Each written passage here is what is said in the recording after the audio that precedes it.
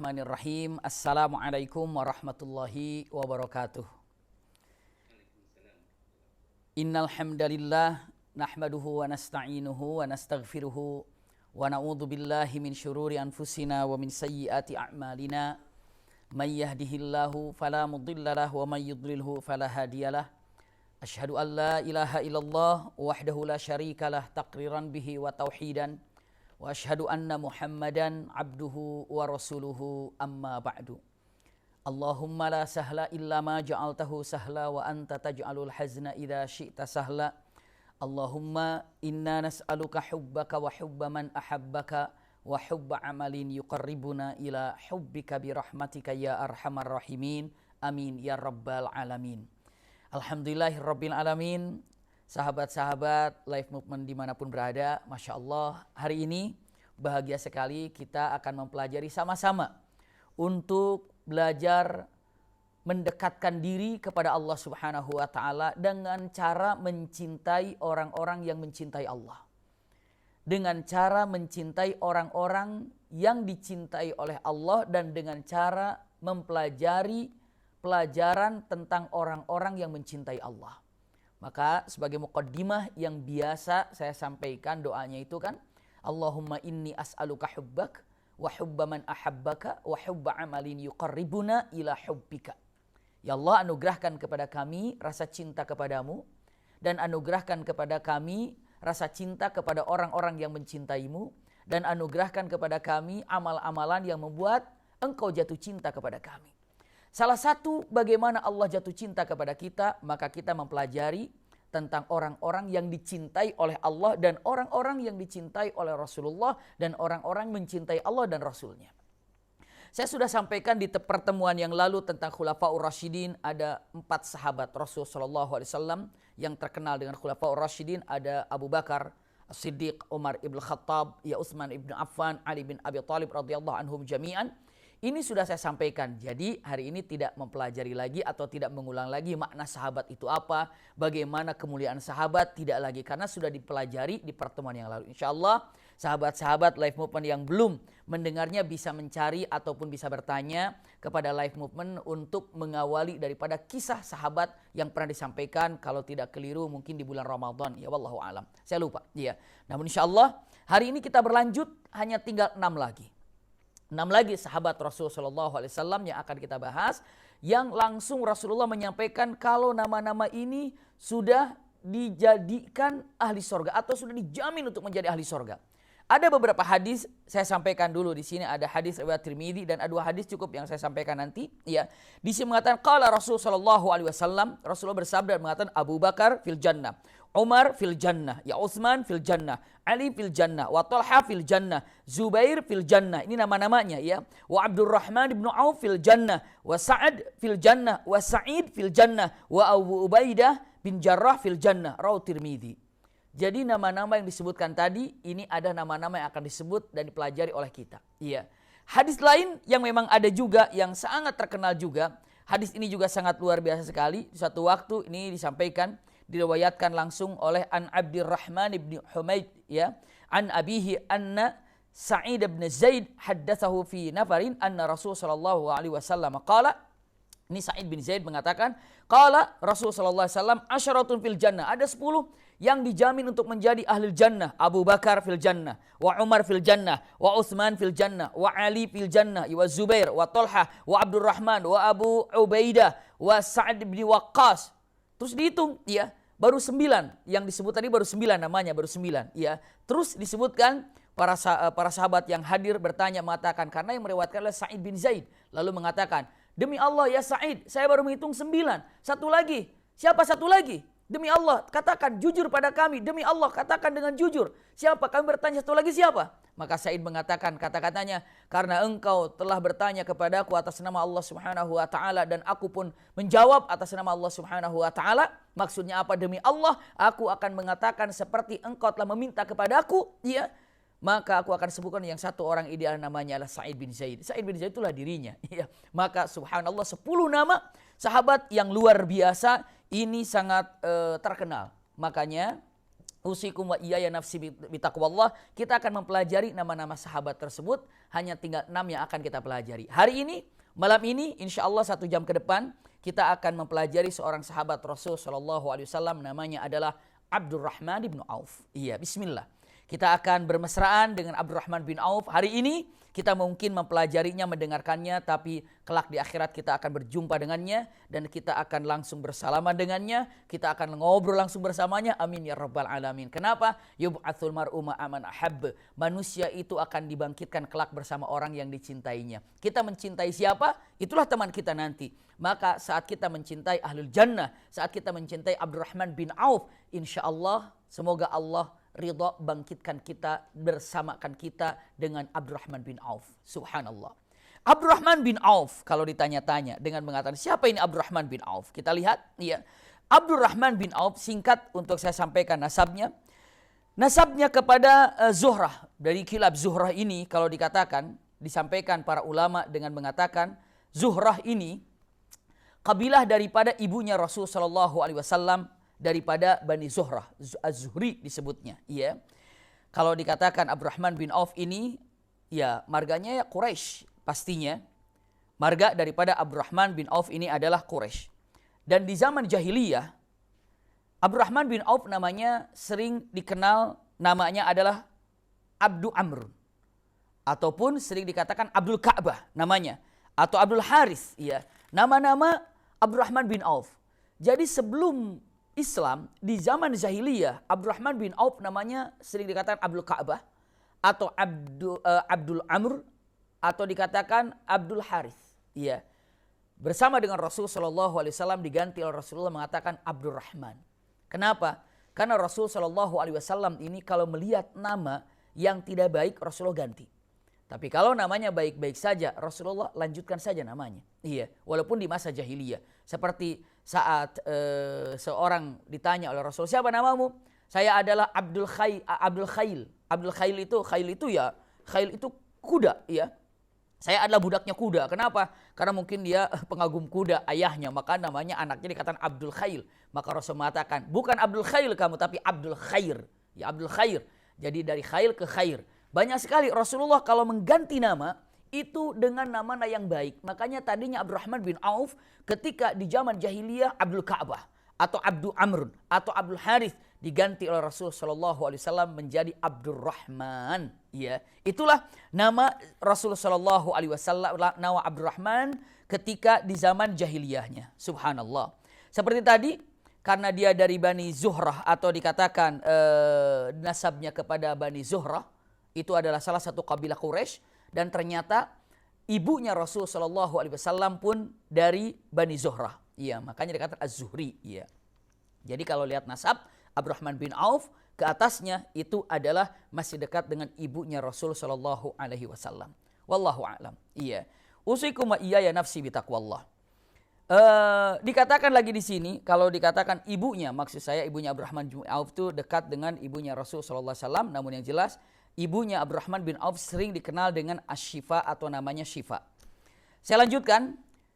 Abdurrahman bin Auf daripada posturnya, daripada tubuhnya sering dikatakan laki-laki yang tinggi. Iya, laki-laki yang cukup tinggi. Abdurrahman bin Auf ini tinggi tubuhnya. Sampai kalau orang yang tinggi itu tubuhnya agak sedikit tidak bisa tegak. Itulah Abdurrahman bin Auf. Iya. Lalu wajahnya putih. Wajahnya atau kulitnya putih maksudnya. Lalu ainnya, matanya itu bain. Bain itu sangat jelas sekali. Dan kalau digambarkan Abdurrahman bin Auf itu sangat dekat dengan wajah Abu Bakar As-Siddiq. Jadi kalau dicek Abdurrahman bin Auf wajahnya itu sangat-sangat dekat sekali dengan Abu Bakar As-Siddiq.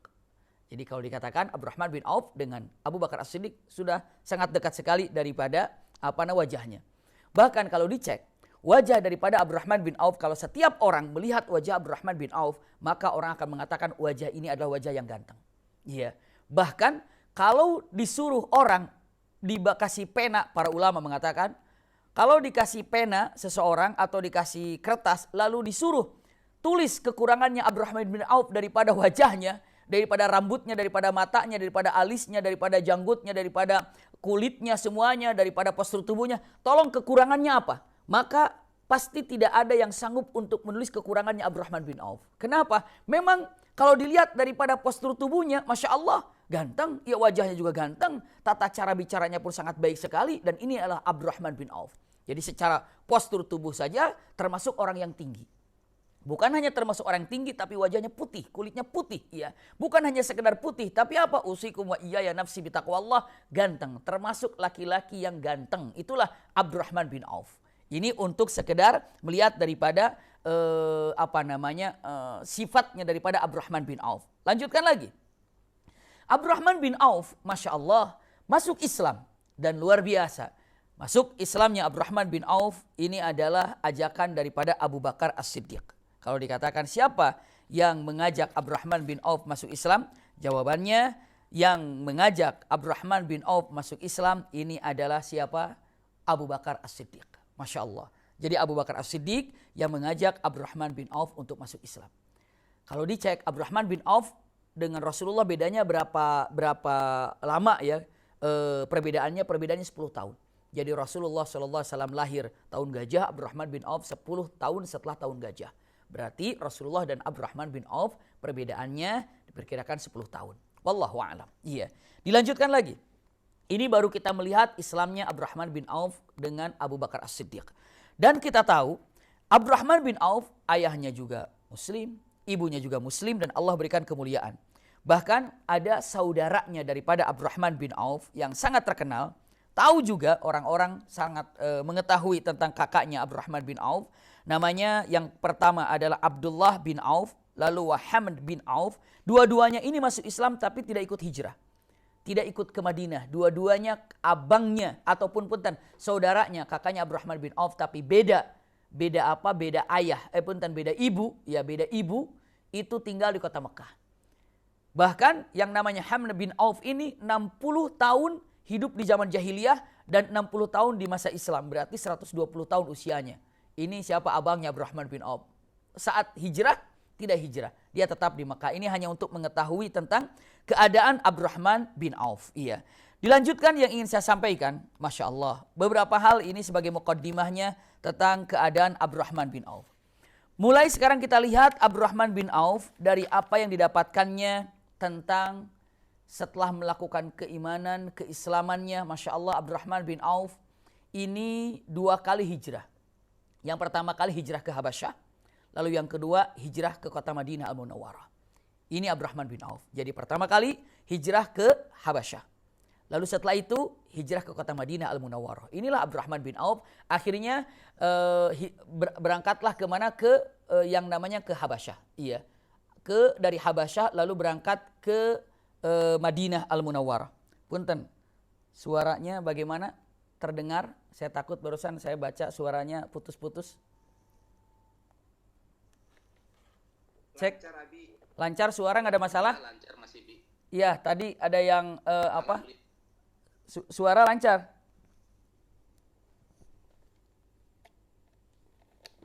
Bagi jamaah mohon dicek kembali untuk jaringan internetnya dan juga sound di settingan di aplikasi Zoom-nya. Iya. Untuk jamaah mohon untuk diperiksa. Iya, jazakumullah. Iya, saya lanjutkan lagi. Iya. Ini baru muqaddimah tentang keadaan Abdurrahman bin Auf. Iya. Mari kita lihat sekarang kemuliaan atau keistimewaan daripada Abdurrahman bin Auf. Iya. Keistimewaan yang ada, Masya Allah. Yang pertama, iya. Abdurrahman bin Auf, Masya Allah. Ilmunya yang sangat luar biasa. Ilmu yang sangat luar biasa yang didapatkannya. Iya. Terutama sebelum kita melihat ilmu-ilmu yang pada waktu itu para sahabat lupa. Tapi Abdurrahman bin Auf ingat. Dan Abdurrahman bin Auf tahu tentang ilmu itu, nanti kita akan bahas. Lalu selanjutnya yang sangat terkenal daripada Abdurrahman bin Auf ini adalah saat hijrah ke kota Madinah. Mulailah kita akan mempelajari, lihat keutamaan-keutamaan yang ada di Abdurrahman bin Auf sehingga orang mengenal siapa Abdurrahman bin Auf. Saat sampai ke kota Madinah, ini pernah saya sampaikan di pelajaran Sirah Nabawiyah. Saat Rasulullah mempersatukan antara Muhajirin dan Ansor, Abdurrahman bin Auf itu disatukan, dipersaudarakan dengan Sa'id bin Rubai. Ya, dengan Sa'id bin Rubai. Lalu setelah dipersaudarakan, ini Muhajirin yang datang dari Mekah, ini Ansor yang berada di kota Madinah, dipersaudarakan dengan ukhuwah Islam yang kuat, dengan ukhuwah yang kokoh, maka saat itu Rasulullah katakan, siapa yang ada di samping kananmu wahai Ansor, apabila melihat Muhajirin maka itu saudaramu. Wahai Muhajirin, siapapun yang kau lihat daripada semua Ansor itu adalah saudaramu. Maka pas Abdurrahman bin Auf itu bersaudarakan dengan Sa'id bin Rubai. Iya. Maka dengan Sa'id bin Rubai ini berpelukan. Lalu Sa'id bin Rubai kita melihat Abdurrahman bin Auf. Iya. Abdurrahman bin Auf. Setelah itu apa? Sa'id bin Rubai mengatakan, ahlan saudaraku. Selamat datang saudaraku. Kau ada saudaraku seiman, seislam. Wahai Abdurrahman bin Auf. Apapun yang aku miliki, maka setengahnya untukmu. Lihat persaudaraan yang sangat indah. Namun nanti jawaban Abdurrahman bin Auf yang sangat lebih indah lagi. Wahai saudaraku Abdurrahman bin Auf.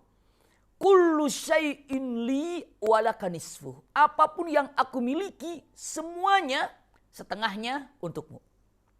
Aku punya 2 kebun. Kau pilih mana yang kau suka, maka ambil kebun itu.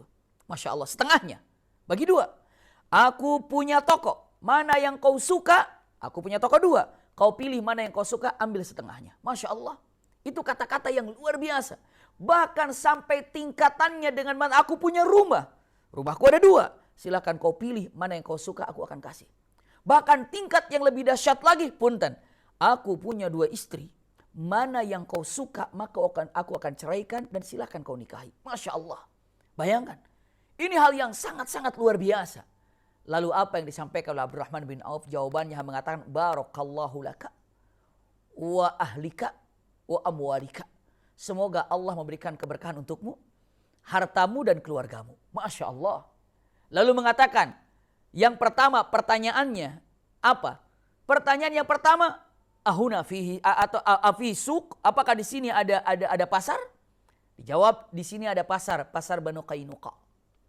Lalu mengatakan, kalimat yang sangat indah, dullani ila suq. Tunjukkan kepadaku di mana yang namanya pasar berada. Dullani ila suq. Tunjukkan padaku di mana pasar berada. Jadi Abdurrahman bin Auf, memang para sahabat itu sangat terkenal, banyak yang kaya, seperti Abu Bakar kaya, Umar bin Khattab kaya, Sa'ad bin Abi Waqqas juga kaya. Ya, Abdurrahman bin Auf juga kaya, walaupun semua kekayaan yang ada itu masih di bawah Utsman bin Affan yang pernah saya sampaikan di pertemuan. Namun setelah Utsman bin Affan langsung kepada Abdurrahman bin Auf. Ulangi lagi. Kalau dari segi kekayaan yang ada setelah Utsman bin Affan ke Abdurrahman bin Auf. Dan punten, sahabat banyak yang kaya raya. Sahabat. Dan lihat kita akan lihat bagaimana para sahabat memanage kekayaannya. Iya. Bagaimana para sahabat melihat kekayaannya yang akan kita fokuskan saat ini. Bagaimana Abdurrahman bin Auf. Dullani ila suq. Wahai sahabatku Sa'id bin Rubai, terima kasih. Semoga Allah berikan keberkahan untukmu dan hartamu dan keluargamu. Tapi di mana pasar? Ada pasar, namanya adalah pasar Qainuqa. Ya, tunjukkan padaku. Ada di sana. Mana? Dan ditunjukkan pasar. Subhanallah. Mulailah bergerak dan berdagang. Masya Allah, kekayaan Abdurrahman bin Auf berlimpah. Kenapa? Lihat dan kita cek untuk keadaan Abdurrahman bin Auf. Ketika ucapan dullani ila suq, Abdurrahman bin Auf ingin menunjukkan keberhasilan yang ada dan suksesnya Abdurrahman bin Auf bukan hanya sekedar sukses tanpa ada usaha. Tapi yang dilakukan oleh Abdurrahman bin Auf, Masya Allah, ada beberapa poin yang ingin kita sampaikan. Iya. Yang pertama, Abdurrahman bin Auf sadar. Abdurrahman bin Auf tidak mau menerima seenaknya saja ketika diberikan ini setengahnya untukmu. Tidak. Tapi Abdurrahman bin Auf menunjukkan saya pun mampu dan saya pun bisa dan saya pun kuat dan saya pun gagah. Dan itu khas orang mukmin. Abdurrahman bin Auf kenapa berhasil? Kenapa sukses? Karena ada satu sifat yang pertama mengatakan saya mampu dan saya bisa, saya kuat. Ini dia sifat yang dimiliki Abdurrahman bin Auf. Penyebab Abdurrahman bin Auf menjadi sukses di dalam perdagangannya, para ulama sirah dalam satu karena Abdurrahman bin Auf menunjukkan kegagahannya dan kekuatannya. Kalau orang mau bekerja, mau usaha, lalu tidak yakin dan tidak merasa kuat dengan apa yang dimilikinya, susah. Tapi harus pede. Abdurrahman bin Auf, saya yakin, saya bisa. Dan saya punya kekuatan dalam masalah ini. Tunjukkan izzah kalau kita ini gagah dan kita kuat. Itu Abdurrahman bin Auf. Yang keduanya apa? Dengan mengatakan as-siqatu billah. Siqah. Siqah itu apa? Yakin pada Allah subhanahu wa ta'ala. Harus yakin. Yang ketiga, badlul asbab. Artinya apa? Ada usaha yang dilakukannya. Itulah Abdurrahman bin Auf. Masya Allah. Jadi yang mengawali kunci keberhasilan, langkah pertama Abdurrahman bin Auf ketika, ayo silakan, apa yang dimiliki oleh Sa'id bin Rubai setengahnya untukmu. Tapi Abdurrahman bin Auf tidak. Terima kasih. Ya, tunjukkan di mana pasar. Itu jawaban kata-kata ini, dullani ila suq. Ketika tunjukkan di mana pasar, berarti aku gagah. Dan aku yakin Allah berikan rizki. Dan yang ketiganya dengan mengatakan ucapan yang terindah, dan aku akan bekerja untuk melakukan ini. Itulah yang ada. Jadi ketika dullani ila suq itu bukan hanya perkataan yang gampang. Dullani ila suq ini adalah saya siap nyemplung untuk menunjukkan kekuatan dan kemampuan saya. Dan saya akan langsung bergerak dan yakin pada Allah yang memberikan rizki. Masya Allah. Dan saya akan usaha karena Allah akan melihat usaha saya. Itu 3 makna yang berada dalam kalimat dullani ila suq. Tunjukkan di mana pasar. Masya Allah. Itu kata-katanya kan. Tunjukkan di mana pasar. Kalau sekarang dengan makan kita mau mancing aja, di mana empang? Nanya empang kan. Kalau misalnya mau apa, di mana? Berarti sudah siap. Nanya empang tapi bukan untuk mancing, kira-kira buat apa? Iya. Kalau mau main sepak bola aja, di mana lapangan bolanya? Berarti dia mau main bola. Iya, bukan mau main apa-apa. Ketika dullani ila suq, tunjukkan di mana pasar, berarti dia akan nyemplung untuk masalah itu. Masya Allah. Usikum wa iyaya nafsi bitaqwallah. Inilah Abdurrahman bin Auf. Dan kenapa? Kegagahan tidak menerima, tapi kegagahan dibuktikan dengan memberi. Ulangi lagi, kegagahan seorang mukminin, mukminat dibuktikan dengan kegagahan itu dengan cara memberi. Memberi apa saja yang mampu untuk diberikannya. Usikum wa iyaya nafsi bitaqwallah. Lihat, sosok Abdurrahman bin Auf, iya, dengan dullani ila suq. Saya teringat dengan satu kisah Ibrahim al-Adham. Simak baik-baik, ini insya Allah memberikan inspirasi untuk kita semuanya. Karena melihat daripada kisah yang namanya Abdurrahman bin Auf ini. Ibrahim al-Adham punya adik, ya, namanya Al-Bulkhi, ya, nama adiknya itu Al-Bakhili, punten. Nama adiknya itu Al-Balkhi, kalau tidak keliru nama adiknya. Nama adiknya itu Al-Balkhi, punten. Al-Balkhi, adik daripada Ibrahim al-Adham. Al-Balkhi ini izin sama abangnya, yakni sama Ibrahim al-Adham. Abang, izin saya mau kerja. Kerja apa? Mau berdagang. Oh ya silakan. Anda mau berdagang, silakan berdaganglah. Maka dia berdagang, berangkatlah. Al-Balkhi ini berangkat dalam perjalanan. Dulu kalau berdagang itu tidak sehari 2 hari. Bisa 5 bulan, bisa 6 bulan. Lama karena perjalanan. Tiba-tiba dalam perjalanan Al-Balkhi ini sedang duduk istirahat. Tiba-tiba dia memandang dan dia melihat. Yang dia lihat ada seekor burung. Yang mana burung ini dalam keadaan buta. Sudah buta. Dan dia ini yang mengherankan. Dia diam. Tapi burung ini kelihatannya seger. Tapi buta. Segernya itu sehat. Iya, bahkan sayapnya licin, bersih. Tapi dia buta. Sampai kalau digini-gini saja di matanya, dia diam aja. Karena memang buta. Yang dipikirkan oleh Al-Balkhi mengatakan bagaimana burung ini bisa makan. Maka dia tunggu bagaimana burung ini bisa makan. Kenapa? Karena dalam keadaan buta seperti kok bisa makan. Apa yang dilakukannya? Dia tunggu. Tiba-tiba ada seekor burung datang yang lain. Iya, datang dengan diminkornya itu membawa makanan.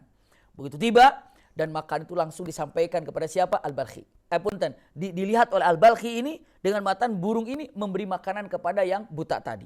Diberi makanan yang buta tadi. Burung yang buta. Lalu Al-Balkhi mengatakan, oh ternyata luar biasa ya.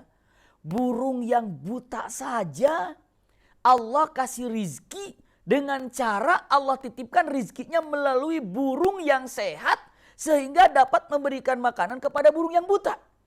Lalu Al-Balkhi mengatakan, Allah itu memberikan rizki. Burung yang buta aja dikasih rizki sama Allah. Apalagi saya.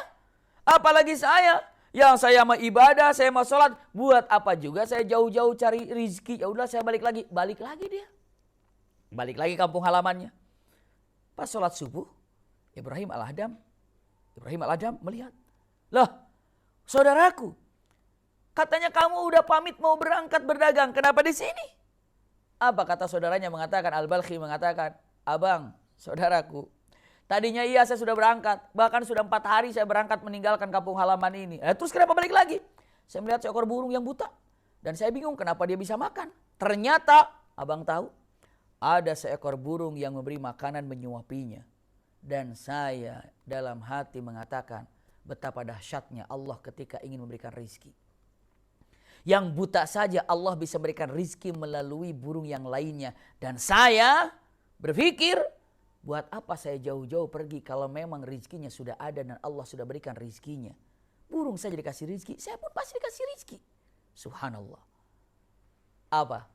Kata Ibrahim Al-Adham mengatakan, sungguh luar biasa cerita yang kau dapatkan tadi. Sungguh luar biasa cerita yang kau berikan padaku. Tapi sungguh kau keliru mengambil istinbat, mengambil keputusan. Kenapa?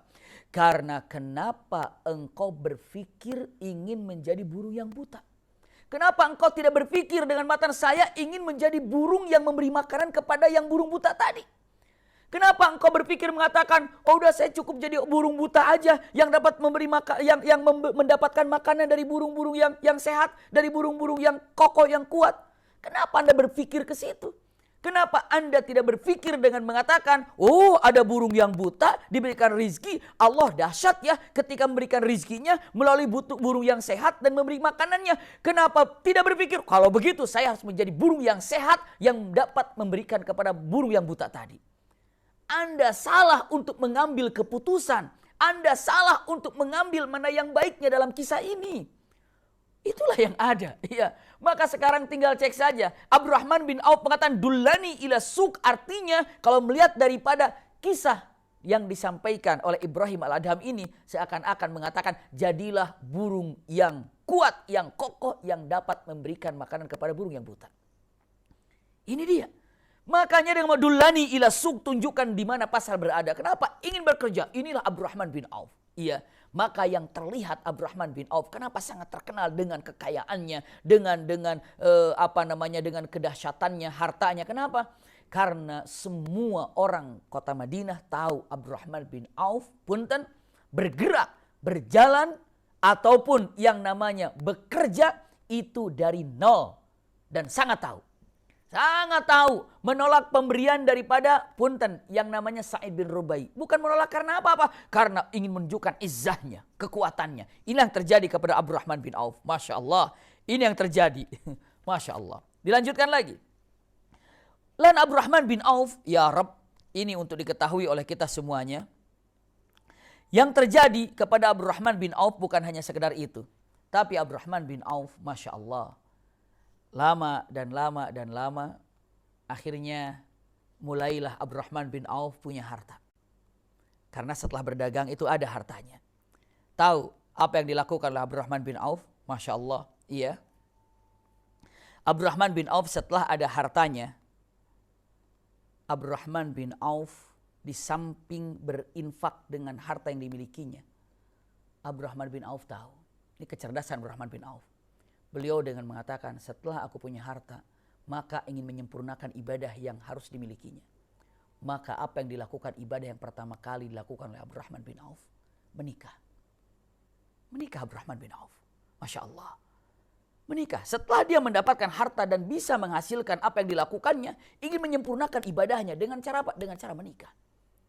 Ini salah satu kecerdasan Abdurrahman bin Auf. Setelah itu, setelah menikah dan lihat, kelihatan Rasulullah SAW.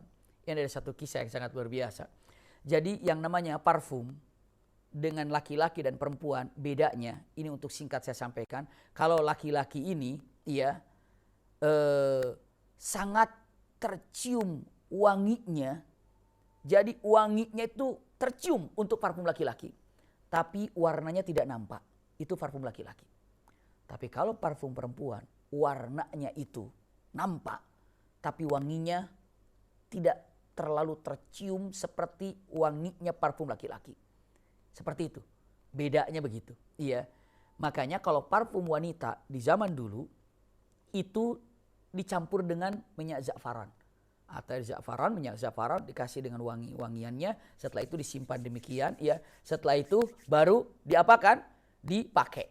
Di parfum itu digunakan di mana? Di wajahnya. Ya, di wajahnya, di tangannya seperti itu. Makanya kalau dikatakan perempuan ini, ya, perempuan ini digunakannya pakai apa? Perempuan itu diapakan? Perempuan itu kalau digunakannya, subhanallah ya, di wajahnya sehingga terlihat merah-merah di wajahnya, di pipinya. Itu adalah perempuan, jadi pakai za'faron. Pakai za'faron, bedaknya itu pakai za'faron sehingga kelihatan merah-merahnya. Tapi wanginya hanya sederhana saja. Tapi kalau laki-laki tidak nampak warnanya, tapi langsung di bajunya jadi wanginya semerbak. Satu waktu Abdurrahman bin Auf, subhanallah, Abdurrahman bin Auf datang kepada siapa? Datang kepada Rasul SAW, datang ke masjid. Setibanya datang ke masjid, karena mau sholat, kan harus mempercantik diri, memperindah diri. Jadi kalau masuk ke masjid itu ya harus good looking gitu kelihatannya ya. Harus nampak bagus kelihatannya. Harus seperti itu memang. Harus wajahnya harus rapi, segala macam rapi. Berjumpa dengan Allah Subhanahu wa taala. Khudhu zinatakum gitu kan dalam Al-Qur'an, ambillah perhiasan untuk melaksanakan perhiasan salat, keindahan salat seperti apa pakaiannya, bagaimana yang indah, pakai parfum, rapi-rapi seperti itu. Dan itu harus ke masjid itu. Kenapa? Mau berjumpa dengan Allah Subhanahu wa taala. Dan ini adalah yang sebaik-baiknya dilakukan seseorang yang akan berhadapan dengan Allah Subhanahu wa taala. Rumah Allah, masjid. Orang kalau kita saja mau ke rumah punten, ke rumah orang yang kita banggakan, misalnya mau datang ke rumah pejabat saja, mau datang ke rumah ulama saja, mau datang ke rumah presiden saja atau ke istana saja, kita kan harus rapi bagaimana? Tidak pakai compang-camping, itu manusia. Apalagi ke hadapan Allah Subhanahu wa taala harus wajah yang bagus, yang baik dan pakaian yang rapi. Masya Allah. Usikum wa iyaya nafsi bitaqwallah. Datanglah siapa? Abdurrahman bin Auf ke masjid. Ternyata begitu Abdurrahman bin Auf datang ke masjid ini, beliau menggunakan apa? Menggunakan, Masya Allah, parfumnya ini. Parfum punya istrinya. Set. Sini ini kan. Mungkin karena buru-buru masuk, ternyata agak merah-merah di sininya. Begitu sampai, usikum wa iyaya nafsi bitaqwallah. Rasulullah ngelihat. Rasulullah mengatakan, katanya, mahim. Mahim. Mahim itu, ada apa ini? Luar biasa, ajib. Ini luar biasa, indah sekali. Pakaianmu rapi, rambutmu rapi. Lalu apa? Kok wajahmu ada merah-merahnya? Ada apa ya Rasul? Ada apa? Ada apa? Kata siapa ini? Kata Rasulullah SAW bertanya kepada Abdurrahman bin Auf. Pertanyaannya itu mahim. Mahim itu ada apa? Hebat sekali, indah sekali. Ini kenapa? Bagus sekali ini. Ada apa wajahnya? Kok ada merah-merah sekali? Lalu Abdurrahman bin Auf baru nyadar ternyata yang dibawanya itu adalah, yang dipakainya itu parfum istrinya. Dia agak merah-merah. Lalu Rasulullah dengan mengatakan, ada apa? Kok ada beda nih pemandangan yang aku lihat, ada apa? Abdurrahman mengatakan, ya Rasulullah, aku sudah menikah. Dengan siapa? Sebutkan, dari salah seorang daripada wanita Ansor. Ditanya lagi, berapa dirham kamu pakai maharnya? Disebutkan maharnya. Rasul bertanya, mengatakan kalimatnya, apa? Sudah walimah? Iya. Belum ya, aulamu walau bisyat. Aulamu. Jadi aulamu bikin walimah walaupun hanya ada seekor kambing. Kenapa? Karena ini adalah kebahagiaanmu dan biar orang lain ikut bahagia bersama teman-teman bersamamu. Kau bahagia mendapatkan istri dan bagi-bagilah bahagia dengan teman-temanmu atas kebahagiaanmu. Masya Allah, ini yang terjadi. Maka beliau menikah. Kenapa? Karena Abdurrahman bin Auf tahu kalau pernikahan ini nisfuddin, kesempurnaan seseorang dalam beribadah itu dengan menikah. Itu yang dilakukan oleh Abdurrahman bin Auf. Jadi setelah Abdurrahman bin Auf mengatakan, sudah bisa nih, maka beliau mengatakan, saya harus menikah. Maka menikahlah. Ya, diawalkan oleh Abdurrahman bin Auf. Kenapa? Karena memang ini untuk menyempurnakan ibadah. Jadi kalau seandainya, sahabat-sahabat, teman-teman, kalau memang punya anak, ataupun punya ponakan, ataupun punya saudara, atau punya teman, yang memang sudah mampu dan untuk melakukan pernikahan ini, sempurnakan ibadahnya dengan cara menikah. Ini dilihat Abdurrahman bin Auf. Kenapa? Karena untuk mendapatkan kesempurnaan daripada ibadah yang dilakukannya. Abdurrahman bin Auf ternyata memilih mengawali pernikahan setelah beliau bisa untuk mengumpulkan harta. Masya Allah. Hati-hati. Sampai Rasulullah mengatakan, man istata'a minkumul ba'ah. Siapa yang sanggup untuk mencari nafkah dan menafkahinya, maka menikahlah. Kenapa? Karena ini adalah menyempurnakan daripada agama dan ibadah. Usikum wa iyaya nafsi bitaqwallah. Ini yang terjadi kepada Abdurrahman bin Auf. Setelah beliau ini menikah. Masya Allah. Dilanjutkan lagi. Setelah menikah, Abdurrahman bin Auf, Masya Allah, bukan menjadi terhalang dari biasanya.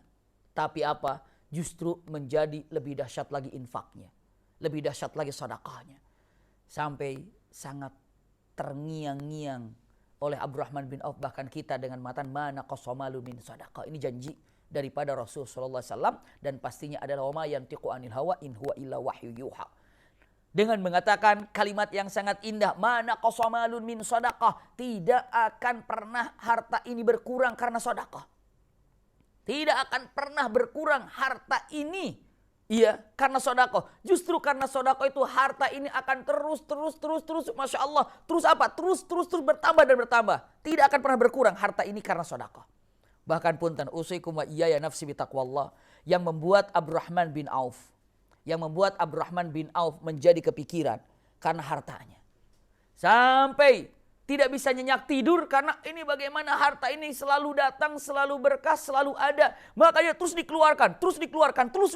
Itulah yang terjadi kepada Abdurrahman bin Auf, Masya Allah. Bahkan kalau lihat daripada apa yang ada, kebiasaan ataupun harta daripada Abdurrahman bin Auf, kita cek. Iya, dari beberapa perkataan para ulama tentang Abdurrahman bin Auf, bagaimana saja harta yang dimilikinya, Masya Allah. Dilihat ternyata Abdurrahman bin Auf, dari harta yang ada itu Masya Allah, dan tidak pernah lepas. Seperempat, jadi kalau 100 jadi dibagi 4 gitu ya. Seperempat yang pertama itu adalah sedekah untuk ahli Madinah. Masya Allah, iya. Jadi sedekah kepada ahli Madinah, sedekah untuk ahli Madinah. Ini adalah seperempatnya. Ini dalam keadaan dilihat oleh para sahabat yang ada di kota Madinah, ternyata menyimpulkan Abdurrahman bin Auf seperempat hartanya, ya, yang pertama, seperempat pertama diberikan kepada sedekah untuk ahli Madinah. Masya Allah. Bagaimana kekayaannya? Seperempat yang keduanya untuk apa coba? Usikum wa iyaya nafsi bitaqwallah. Seperempat yang keduanya dilakukan untuk apa?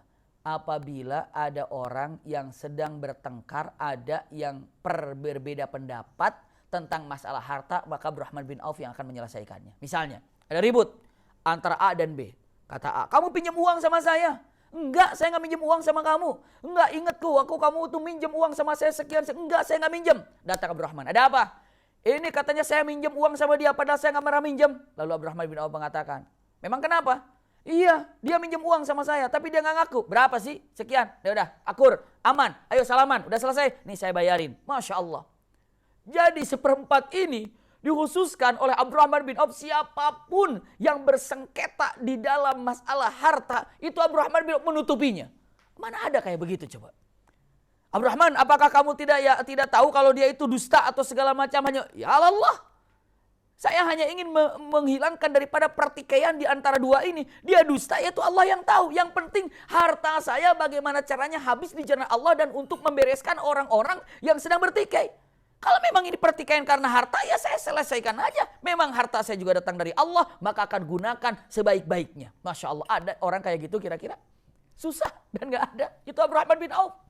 Abdurrahman bin Auf ini seperempatnya bisa digunakan untuk orang yang bertikai gara-gara apa? Gara-gara harta. Dan ditutupinya oleh Abdurrahman bin Auf.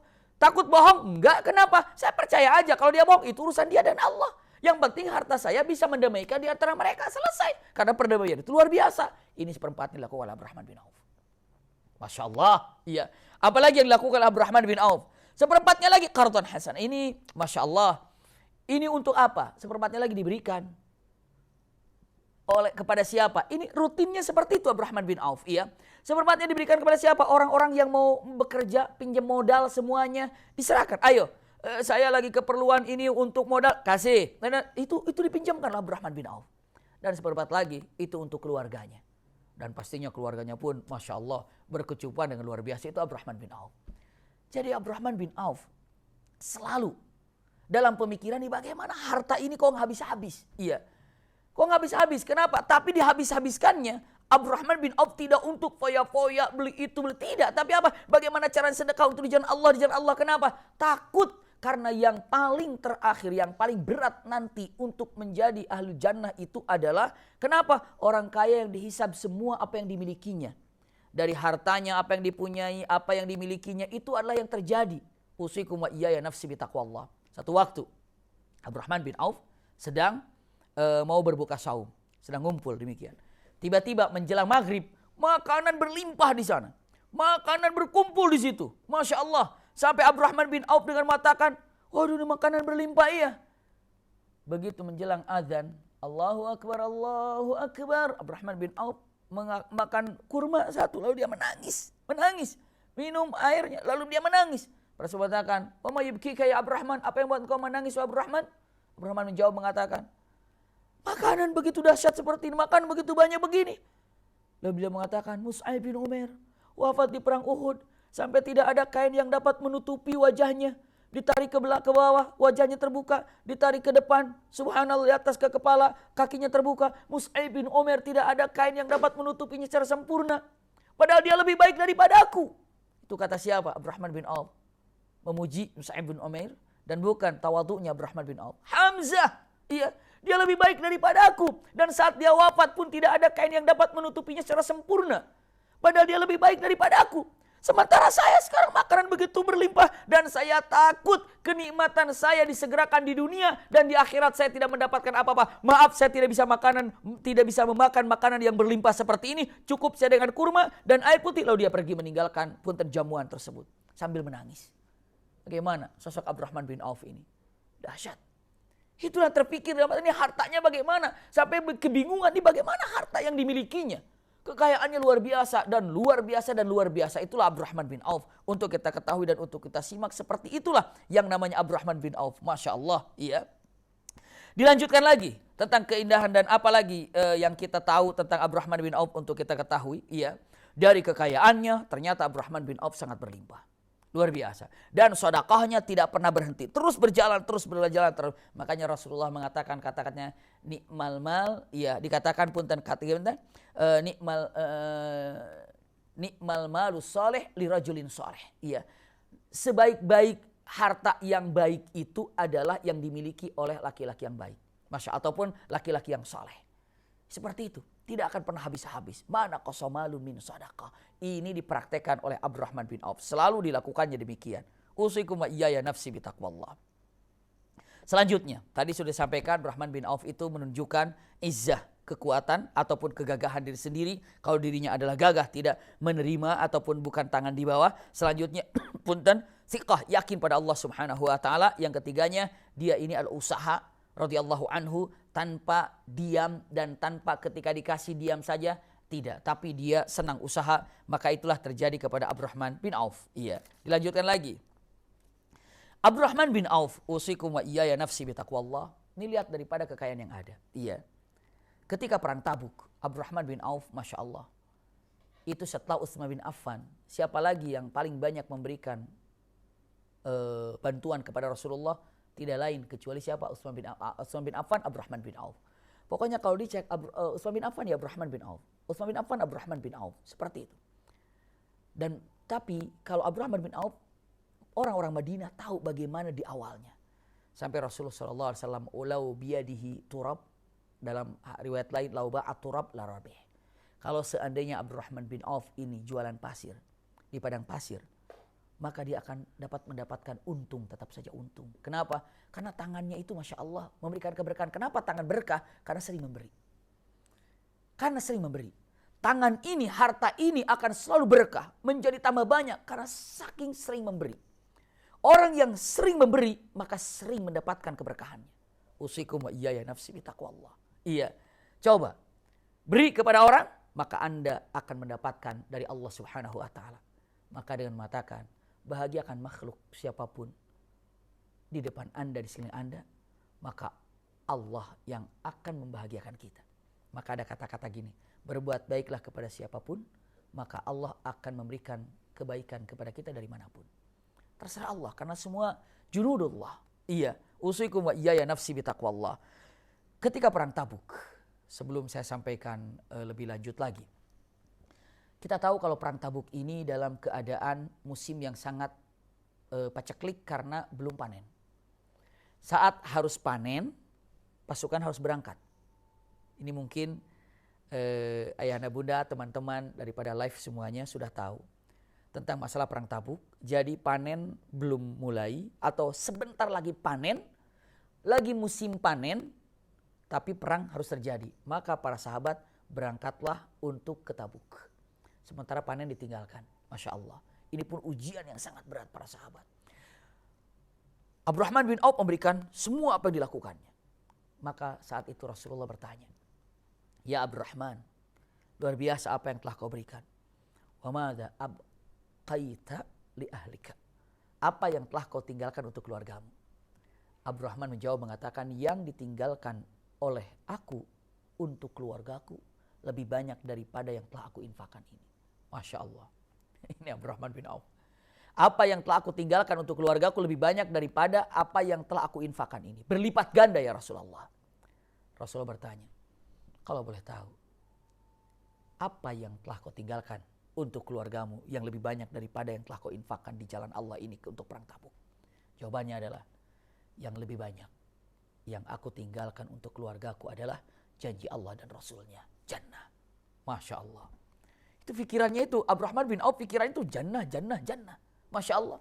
Iya, kenapa? Karena yang ditinggalkan harta yang sesungguhnya itu adalah yang di akhirat. Makanya, punten, jangan puas dengan apa yang sedang di tangan kita, tapi puaslah dengan apa yang telah diinfakkan oleh kita. Ulangi lagi, saya ulangi kata-kata ini. Puaslah dengan apa yang telah Anda infakkan, jangan puas dengan apa yang Anda, punten, tetapkan atau Anda pegang. Puaslah dengan apa yang telah Anda infakkan. Jangan kau puas dengan apa yang Anda genggam. Kenapa? Karena yang Anda genggam ini itu akan hilang, tapi telah Anda infakkan itu adalah sesungguhnya yang Anda miliki. Maka Rasul Shallallahu Alaihi Wasallam pernah memotong kambing, lalu setelah itu dengan mengatakan, Aisyah tolong bagikan nanti apa yang setelah dibagikan baru nanti kita akan makan daripada kambing tersebut. Dibagi kalau Siti Aisyah, dagingnya dibagikan. Saya itu tilang, yang sisa hanya tinggal tulangnya. Siti Aisyah ditanya, Aisyah, apa yang tersisa? Dikatakan, ya Rasulullah yang tersisa hanya tinggal tulangnya. Rasulullah, wah tidak, terbalik. Yang tersisa itu dagingnya, yang belum tersisa itu tulangnya. Kenapa coba? Yang tersisa itu adalah tulangnya. Karena apa? Ketika Siti Aisyah mengatakan yang tersisa tulangnya, Rasulullah kan bukan yang tersisa itu dagingnya. Kenapa? Karena dagingnya udah duluan dibagikan dan itu akan jumpa di akhirat. Itulah yang tersisa. Sekarang tolong cek harta kita yang tersisa sampai hari ini berapa? Yang tersisa itu Pak, yang sudah disisakan ke akhirat. Itulah yang sesungguhnya dengan mengatakan perkataan, la taqna, janganlah Anda puas fima tamlik dengan apa yang Anda genggam, walakin naqna, tapi puaslah fima anfaqta, dari apa yang telah Anda infakkan. Puaslah dengan apa yang telah Anda infakkan. Jangan puas dengan apa yang Anda genggam sekarang. Puas, alhamdulillah rekening saya masih banyak. Alhamdulillah, tenang. Bukan itu. Tapi tenang ya, alhamdulillah saya sudah infak di sini, alhamdulillah saya sudah bangun ini, alhamdulillah saya sudah bikin wakaf ini, alhamdulillah saya sudah bangun pesantren ini, saya sudah bangun masjid ini, alhamdulillah saya sudah santuni yatim ini, itulah yang harus dipuaskannya. Bukan mengatakan alhamdulillah saya puas, masih ada uang saya di tabungan, masih ada, itu bukan kepuasan yang buat Anda miliki. Alhamdulillah saya sudah punya itu. Jangan. Tapi puaslah dengan apa yang telah Anda infakkan. Jangan merasa puas dengan apa yang Anda pegang. Iya. Usikum wa iyaya nafsi bitaqwallah. Ini kata-katanya. Lihat. Maka saat itu Abdurrahman bin Auf, Masya Allah. Iya. Selesai perang, pulang. Ini kejadian yang sangat indah dan unik luar biasa. Karena panen kurma itu tidak dipanen, kurma itu tidak diambil karena pada laki-lakinya orang Madinah ini yang berperang kecuali orang munafik pasti senang dengan panennya. Wah, senang dengan panen semuanya, akhirnya dia nikmati dengan panen, kurmanya bagus-bagus. Tapi yang sedang berjihad fisabilillah enggak ngurusin panen. Ngurusin jalan Allah Subhanahu wa taala, perang di jalan Allah Subhanahu wa taala. Begitu pulang ke kota Madinah, ngelihat kurmanya udah rusak. Enggak dipanen. Ada yang busuk, udah hancur, pokoknya semeraut lah. Yang hancur, yang busuk, yang yang keras, nggak karuan. Pokoknya kurmanya itu acak-acakan. Udahlah busuk semuanya, kurmanya hancur. Setelah itu para sahabat sampai biasanya dapat panen segala macamnya. Akhirnya dengan mengatakan, aduh hancur. Hari ini ya kami, tahun ini ya Rasulullah tidak ada panen kurma. Kenapa? Karena tidak ada yang mengambilnya, tidak ada yang untuk memanennya karena kami sedang berperang. Maka Rasulullah SAW mengatakan, pilihanmu benar karena memilih akhirat. Membiarkan kurma yang sedang berbuah, yang sedang panen, Karena sedang berada di jalan Allah yang lebih indah lagi, meraih ridho Allah Subhanahu wa taala. Semua para sahabat ya sudah ridho lillahi taala. Tapi apa yang terjadi kepada Abdurrahman bin Auf? Diumumkan, hai ahlu Madinah, ya, yang kurmanya busuk, yang kurmanya sudah tidak bisa dimakan karena saat panennya dan saat diambilnya kalian sedang berperang, punten, maka timbang saja, saya akan beli dengan harga sesuai kurma biasanya. Masya Allah. Membeli kurma yang busuk. Kenapa? Niatnya sedekah. Sedekah. Itu saking mata ini duit ini banyak, apa yang dilakukan untuk membahagiakan orang itu kayak apa? Seperti apa? Bagaimana cara membahagiakan orang itu? Susah untuk mencari Abdurrahman bin Auf itu. Subhanallah. Setiap orang apabila memikirkan orang lain terhadap kesulitannya, Anda tidak perlu repot-repot. Allah yang akan memikirkan nasib Anda. Itu dia. Jika Anda memikirkan umat, maka siapa yang memikirkan Anda? Allah yang memikirkan Anda. Anda ingin menghilangkan kesedihan daripada umat ataupun perorangan, maka Allah yang akan menghilangkan kesedihan yang ada di dalam hati Anda. Itu dia.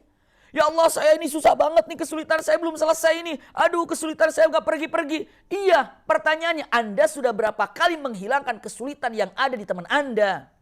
Anda berapa kali berusaha untuk menghibur teman Anda, mengeluarkan kesulitan yang sedang dihadapi oleh teman Anda?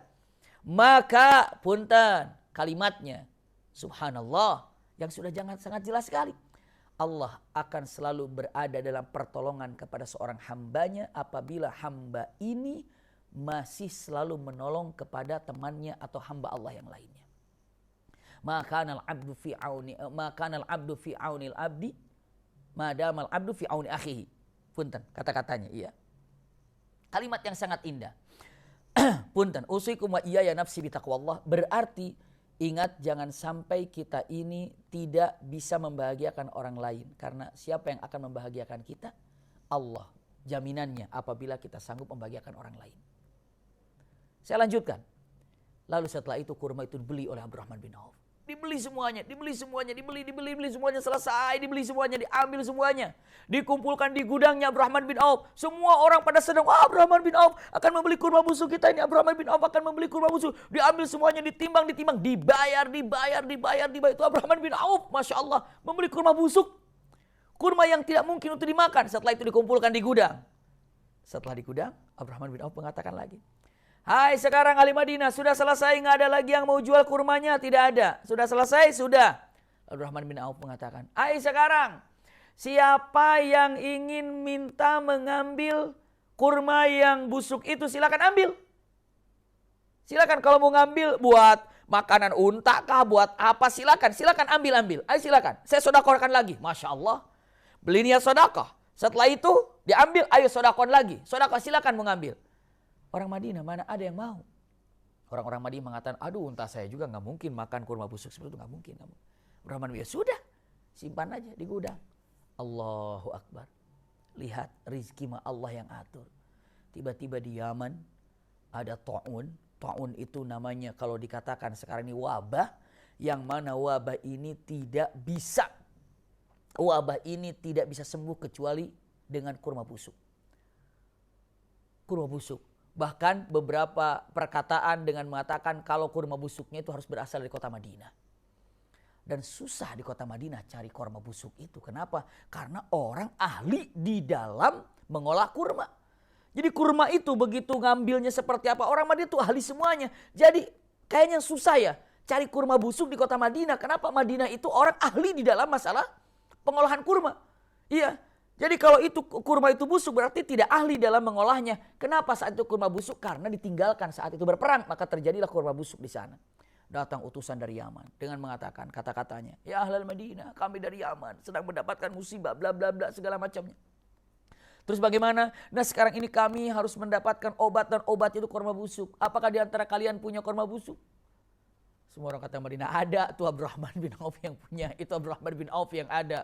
Datang ke Abdurrahman bin Auf, kata Abdurrahman bin Auf mengatakan, ya sudah, ambil saja, silakan. Kalau untuk obat, tidak balbis saman. Karena apa? Karena raja sudah menyampaikan dengan uangnya, dengan hartanya. Maka tolong dibeli dengan harga sekian dan sekian, dilepaskan lagi dengan harta yang berlimpah. Kata Abdurrahman bin Auf, subhanallah, susah banget jadi miskin. Susah banget jadi miskin ini. Kalau kita mengatakan susah banget jadi kaya gitu ya. Kalau Abdurrahman bin Auf susah banget jadi orang miskin ini. Bagaimana caranya nih jadi miskin ini? Kenapa? Memang Allah sudah takdirkan. Iya. Abdurrahman bin Auf itu untuk jadi seperti itu. Ya Rab, itulah kenyataan yang terjadi kepada Abdurrahman bin Auf sehingga sangat terkenal dengan mengatakan punten. Kisah Abdurrahman bin Auf dengan kurma busuknya. Iya. Usikum wa iyaya nafsi bitaqwallah. Memang terjadi kepada Abdurrahman bin Auf demikian. Subhanallah. Dilanjutkan lagi. Abdurrahman bin Auf, ini kekayaan yang sangat luar biasa. Sebelum saya sampaikan, dilanjutkan, Abdurrahman bin Auf keistimewaan yang sangat luar biasa.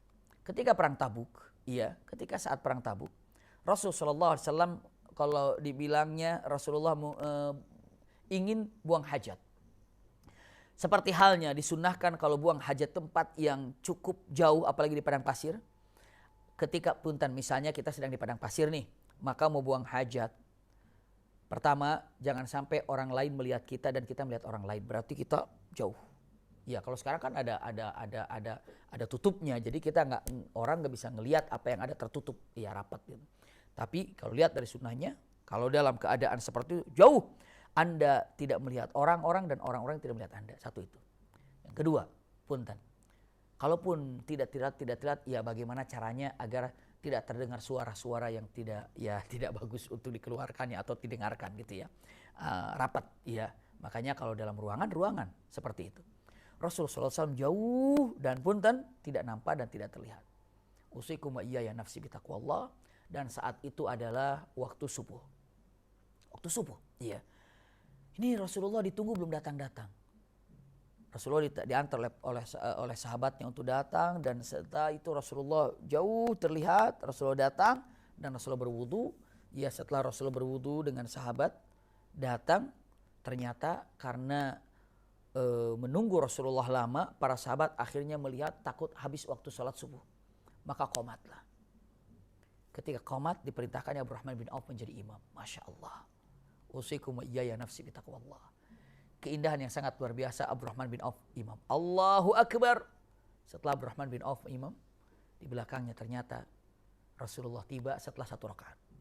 Setelah Abdurrahman bin Auf, Assalamualaikum warahmatullah. Assalamualaikum warahmatullah. Setelah itu, apa yang terjadi? Rasulullah berdiri 1 rakaat lagi. Allahu Akbar.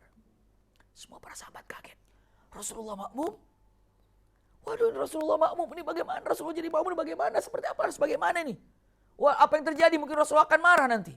Begitu Rasulullah salam, mungkin Rasulullah akan bilang, kenapa harus qomat duluan? Tunggu aku bagaimana? Pokoknya mungkin akan terjadi demikian atau apa yang terjadi. Dan Abdurrahman bin Auf diam. Apa yang dilakukannya? Saya berzikir, saya menunggu apa keputusan Rasulullah. Tiba-tiba begitu Rasulullah salam, Assalamualaikum warahmatullahi wabarakatuh. Assalamualaikum warahmatullahi wabarakatuh. Rasulullah mengatakan kata-kata yang sangat luar biasa. Apa kata Rasulullah SAW mengatakan? Dengan mengatakan, asabta wa ahsanta. Kamu telah benar apa yang kalian lakukan, dan betul apa yang kau lakukan, dan bagus. Inilah yang harus dilakukannya. Jangan pernah menunggu. Iya, jangan pernah menunggu aku kalau waktu sholat sudah dimulai dan qomat sudah mulai, qomat saja. Makanya sekarang ada jam yang di waktu gitu kan. Kalau waktunya qomat bunyi gitu, ada jam waktu itu. Kalau waktunya qomat titit bunyi, maka qomatlah. Imam belum datang, terlambat, qomat saja. Kalau misalnya imamnya marah-marah mengatakan, kenapa nggak nunggu saya, bla bla segala macam. Rasulullah aja nggak minta ditunggu gitu. Rasulullah aja nggak minta ditunggu, udah waktunya qomat aja. Makanya di setting gitu kan 15 menit kalau dari azan ke qomat. Zuhur azan 15 menit baru qomat. Asar azan 15 menit qomat. Isya adzan 15 menit, kalau maghrib adzan 5 menit baru qomat, misalnya karena waktunya dekat. Subuh adzan baru 15 menit baru qomat, silakan. Begitu 15 menit ternyata bunyi, imam belum datang, qomat saja. Imam tidak boleh marah. Kenapa? Ya yang namanya telat kan biasa. Kalau misalnya biasanya itu karena mungkin punten karena ke toilet mungkin lagi kurang enak perutnya, ataupun mungkin karena sedikit ketiduran atau seperti apa sehingga terlambat ke masjid, tidak perlu ditunggu. Kalau memang ada jadi imam, imamlah. Dan imam tidak perlu marah-marah. Rasulullah aja tidak marah. Rasulullah mengatakan ahsanta wa asabta, mengatakan baik apa yang kamu lakukan, benar apa yang kau kerjakan. Masya Allah, itu yang lakukan Rasulullah SAW. Dan ini keutamaan daripada Abdurrahman bin Auf. Masya Allah, ini kalimatnya. Ini adalah salah satu keutamaan Abdurrahman bin Auf menjadi imam. Lanjutkan lagi. Abdurrahman bin Auf, usikum wa iyaya nafsi bitaqwallah.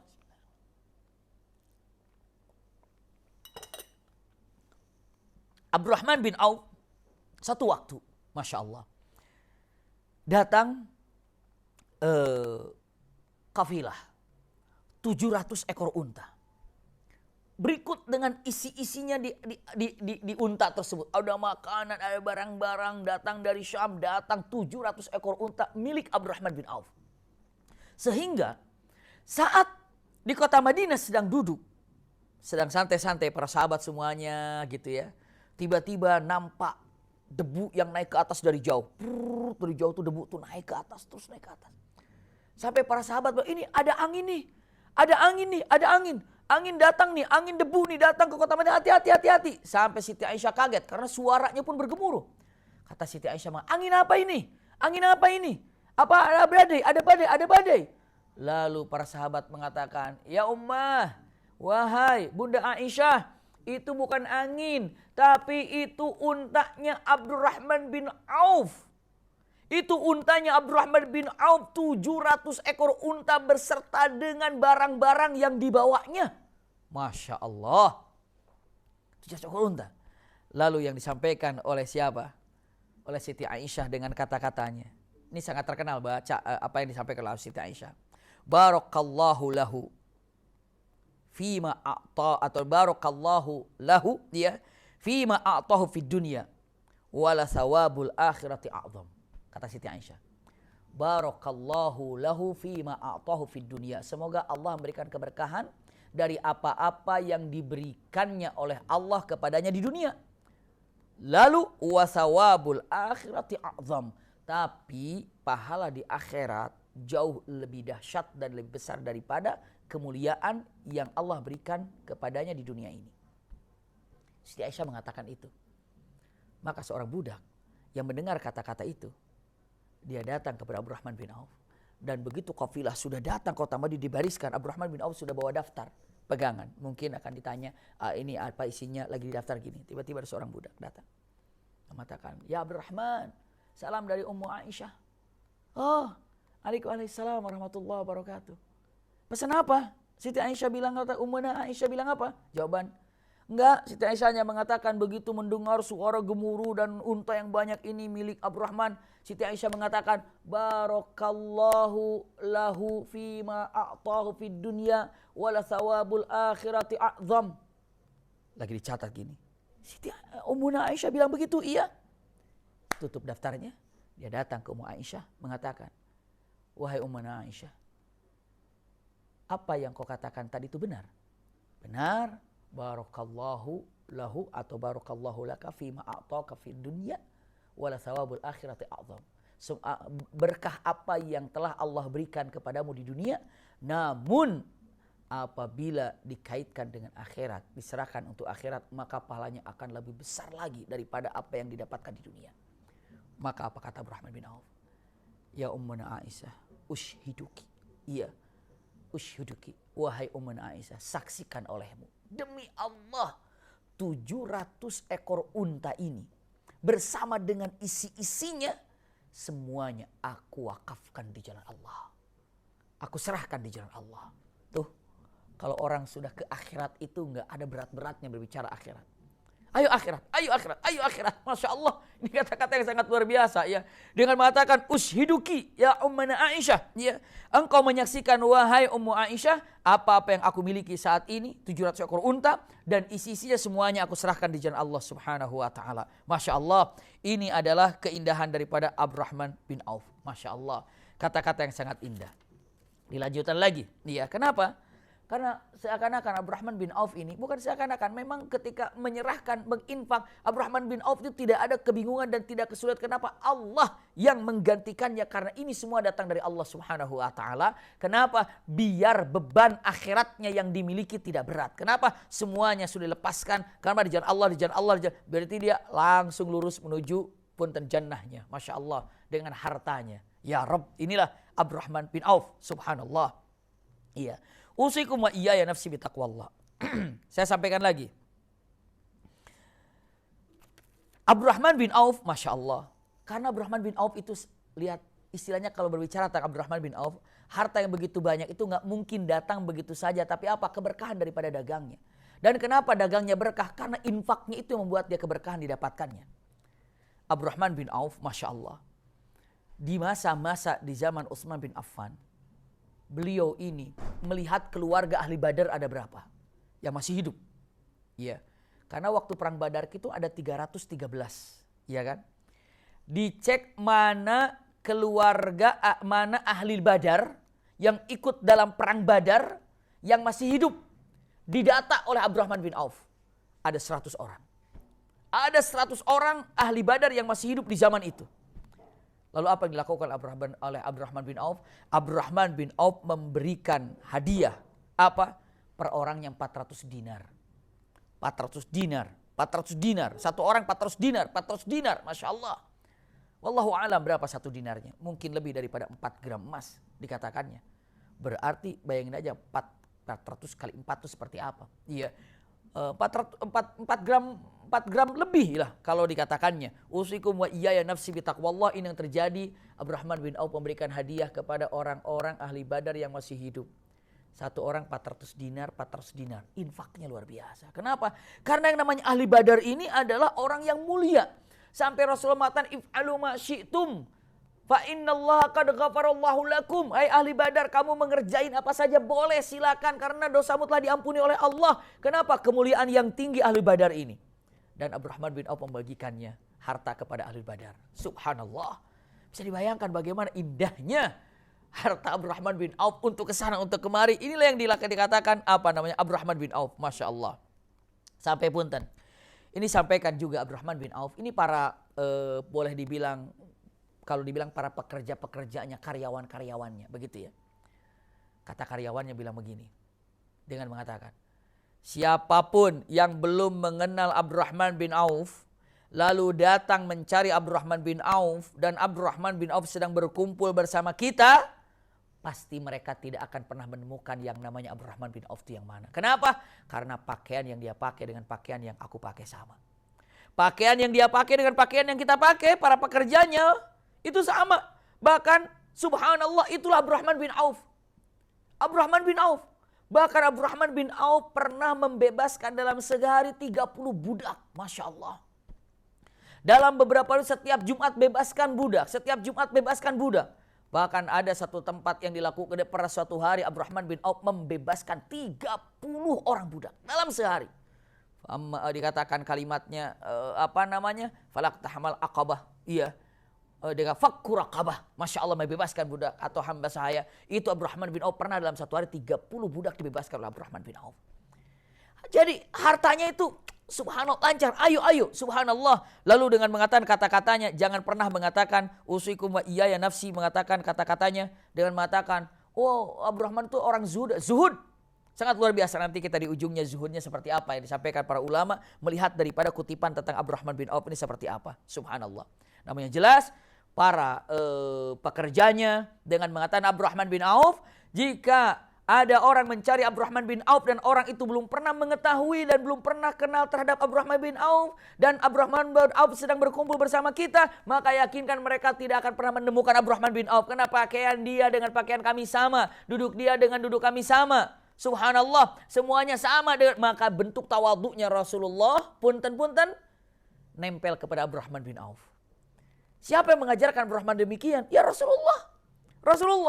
Rasulullah kalau sedang duduk bersama para sahabat, maka ada orang mencari Rasulullah, dia akan bertanya, ayyukum Muhammad.